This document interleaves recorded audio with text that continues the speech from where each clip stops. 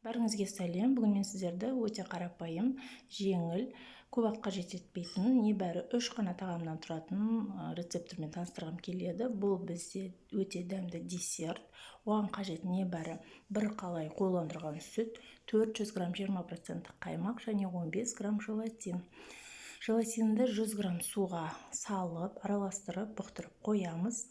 Қаймақ пен қойландырған сүтті жақсылап араластырып, алып қоямыз. Желатинді отқа қойып, ерітесіздер әбден, бірақ қайнатпаймыз.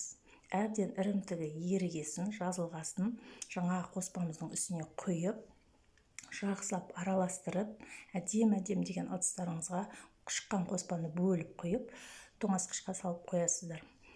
30-40 минут өткеннен кейін бұл өте дәмді, сондай жұмсақ, бізде десертке тирамису деп айтады кейбіреулер, айналады. Мен өзім десерт деп айтам бұны.